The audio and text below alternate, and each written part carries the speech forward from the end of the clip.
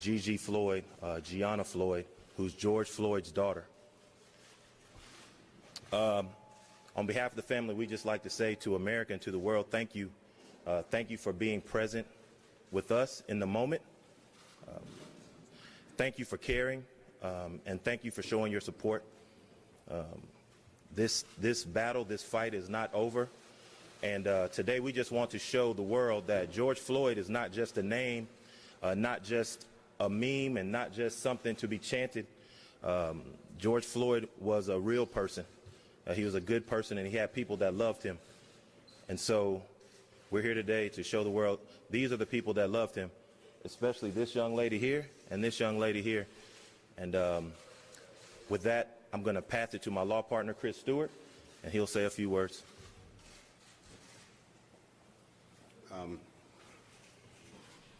You know, the image that most of us have of George Floyd is the horrible video that we've seen. We've seen the anger in the streets. We've seen so much violence. We've seen beauty also. We've seen people standing up and speaking up, and we've seen massive changes happen across the country.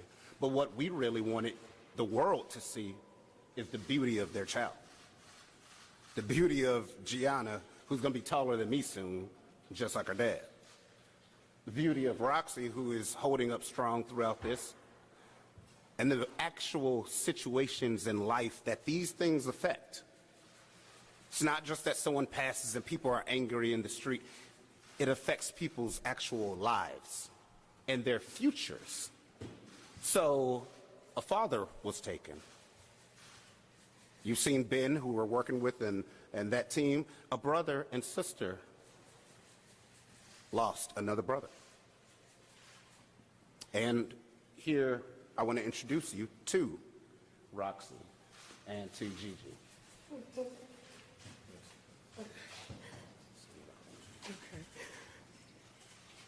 Okay. I don't have a lot to say because I can't get my words together right now, but I wanted everybody to know that this is what those officers took from.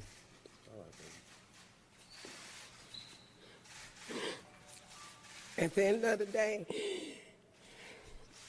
they get to go home and be with their families. Gianna does not have a father.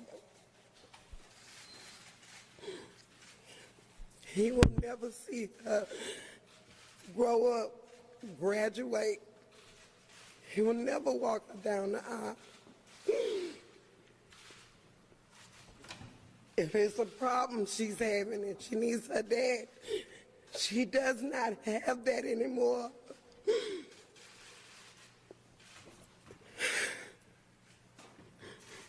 I'm here for my baby. And I'm here for George because I want justice for him. I want justice for him because he was good. No matter what anybody thinks, he was good. And this is the proof that he was a good man.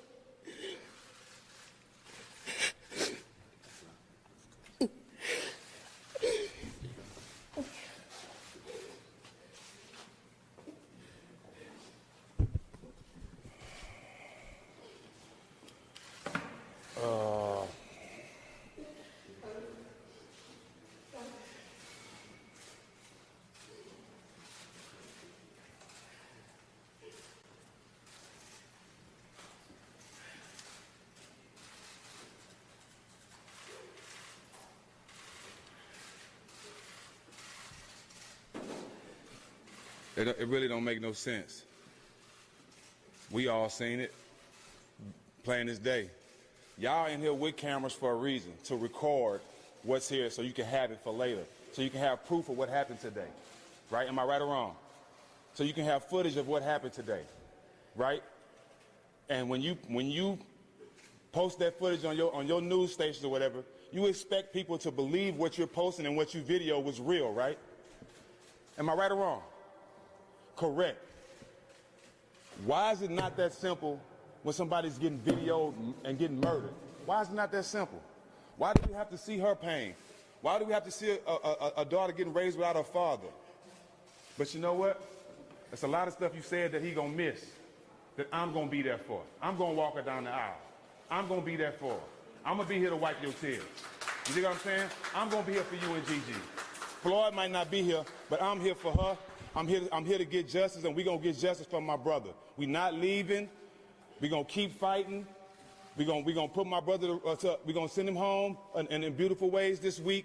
But I'm telling you, we are not leaving. We demanded justice, and I'm tired of seeing that. I'm not gonna see her hurt every day like this. We need justice. We demand it, and some kind of way, goddamn it, we gonna get it. Thank y'all for coming, but this shit has to stop, man. It has to stop.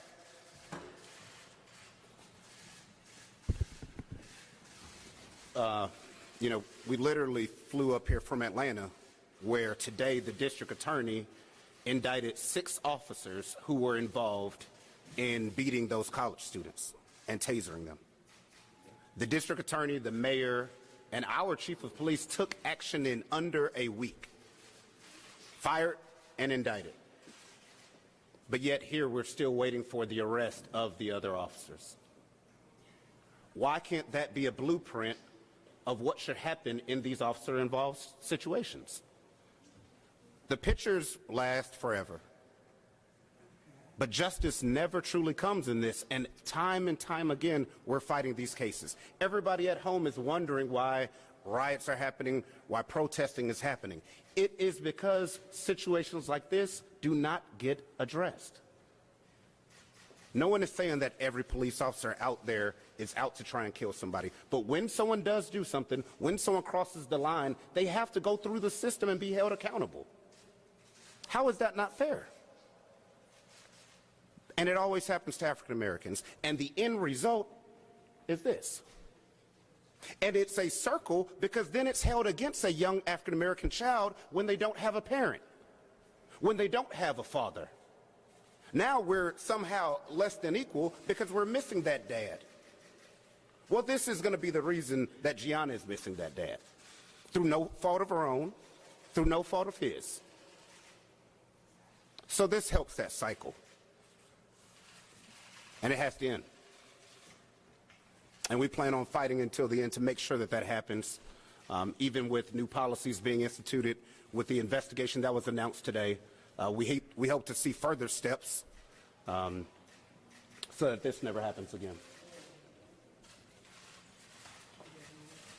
With that, we'll take a few questions.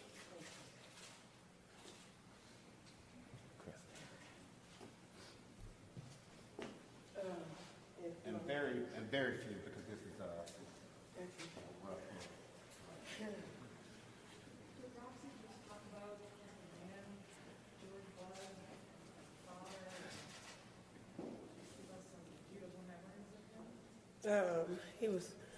He was a good man as a father. He was so happy to have her. He was there. He slept the whole time that I went through labor. But when he heard her cry, he got up. He woke up. And I still have a picture of him waking up, getting his baby. He loved her. He loved her so much.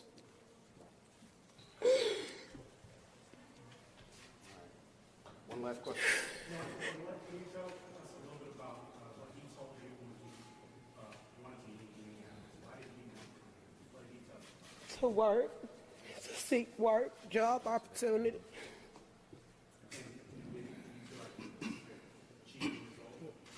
Yeah. Yeah, he was. He was. Of course he was. He still took care of us. He lived here, but we still had that connection, you know, and he still took care of us. He provided for us. Living here, working. That was his main reason for moving here. When he called me, his whole reason was coming was to get here, get away from Texas, so he can come and provide for his family, be a better father, be a better provider.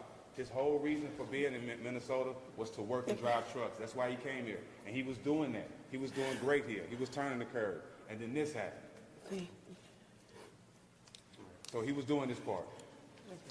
So we hope y'all see the human side of George and not just pictures and videos on the internet, and that he has a legacy, a beautiful legacy, that no matter how rough and chaotic the world looks right now, this beautiful little girl is going to have a bright future. Yes, indeed. And, you know, like you said, like Jack said, we're going to guarantee that. Yep.